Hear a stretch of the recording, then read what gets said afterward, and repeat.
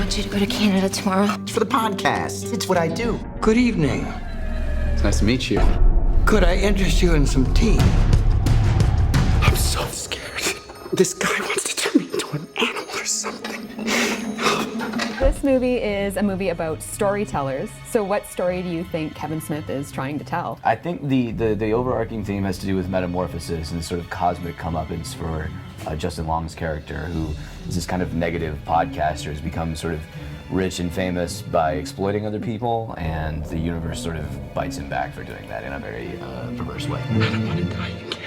This is a movie that was really born of the internet. It came out of an internet posting. It was on Kevin's podcast. It then, hundreds of people on Twitter said, "Walrus, yes, the characters are podcasters." Do you think a movie like this would have been possible even 5-10 years ago?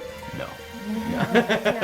That's what's cool. I mean, he asked the internet whether he should make this movie. That's where the Walrus Yes comes from. So look out, you crazy Canucks! Something weird-ass this way comes. Next week, Wanderin' Wallace takes a raunchy road trip up to the Great White North to meet with a star. Were you surprised at how far Kevin took the horror angle of this film? I was hoping for a lot of horror. I'm a scaredy cat, and I don't watch horror movies. They affect me in a very real way. So I'm glad that I was able to deal with this movie. This movie sort of blows that whole notion that Canadians are nice people out of the water. Yeah, it's the danger lurks at every corner, and you could probably cut Justin Long's character some slack for believing that he's safe going to a house in the woods in the middle of the night, because it's Canada.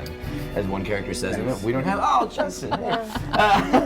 Because in Canada, we don't have serial killers in Canada. I always think of Canadians as just nice. Well, that right there is another kind of don't. We're not nice, we're optimistic. There's a difference. Right. And we're tolerant. And we're hung like moose. Oh.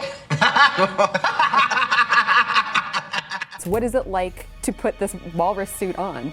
The longest part of the process was the makeup, was the prosthetics on the face. So they would do that for about 4 hours, and then I would stretch my head into a cowl, and they would just shove me into, like you're stuffing a turkey, into this suit, and my head would pop out, and they'd literally snap in the cowl. Sven, I think, would snap in the tusks. They were magnetic. And the mustache, was that your idea or Kevin's? It was my idea, and I'll tell you why. It was a couple things. A, it was a horror movie, and I wanted to really sell it and make it as scary as possible.